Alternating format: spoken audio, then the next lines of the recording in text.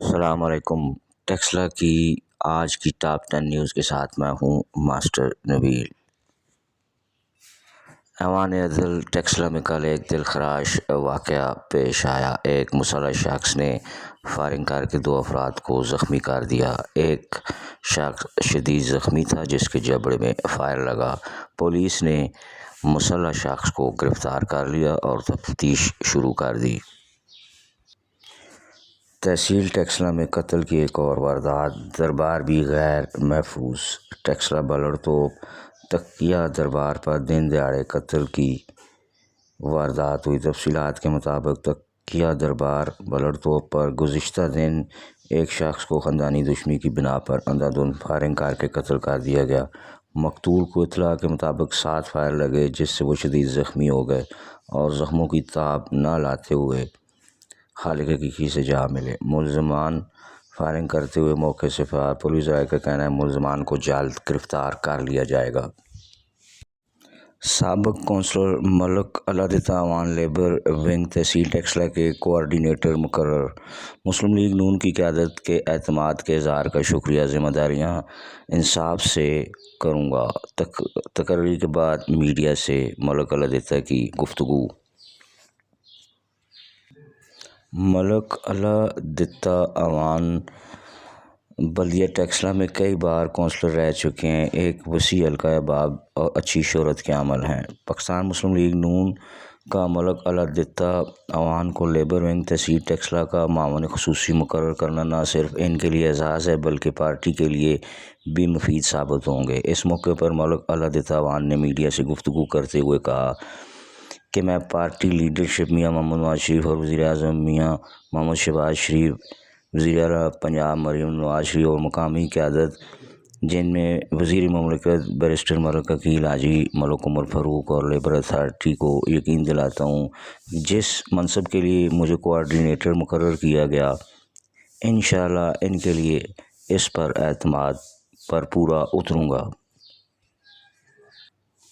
حال ہی میں چلائی جانے والی ٹیکسلا سے الیکٹرک بسیں جو کہ حکومت کا ایک اچھا اقدام تھا، اس میں مزید بہتری کے لیے یہاں پر بس سٹاپ کے اوپر شیڈ کی بھی شدید ضرورت ہے تاکہ آنے جانے والے مسافروں کے لیے انتظار گاہ مزید بہتر ہو سکے۔ ٹیکسلا میں آئس کا نشہ دن بدن بڑھتا جا رہا ہے۔ نوجوان نسل تباہی کے دہانے پر، والدین پریشان ہیں۔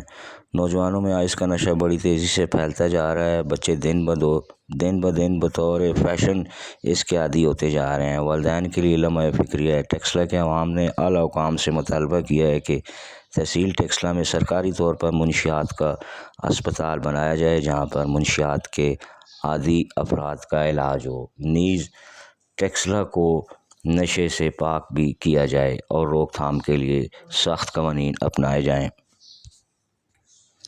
ٹیکسلا شہر لاوارثوں کا شہر بن گیا ہے۔ شہری چوروں، ڈکیتوں، راہزنوں کے رحم و کرم پر ملا بنی شیل پمپ والی گلی میں فجر کی نماز کے لیے آئے نمازیوں سے لوٹ مار۔ فجر کے وقت 3 مسلح ڈکیتوں نے فجر کی نماز کے لیے آئے ہوئے نمازیوں کو اسلحے کے زور پر لوٹ لیا۔ نمازی موبائل، کلائی کی گھڑیوں سمیت بھاری رقم سے محروم ہو گئے۔ ڈکیت بڑی آسانی سے موقع سے فرار۔ انتظامیہ، قانون نافذ کرنے والے ادارے اور پولیس کے لیے ایک کھلا چیلنج ہے۔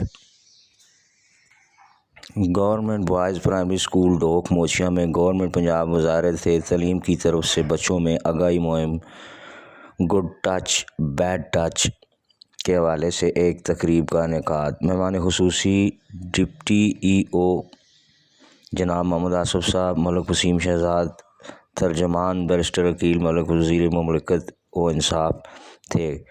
ڈی ای او صاحب نے اپنے خیالات کا اظہار کرتے ہوئے تعلیم اور تربیت کو الگ الگ نہیں کیا جا سکتا۔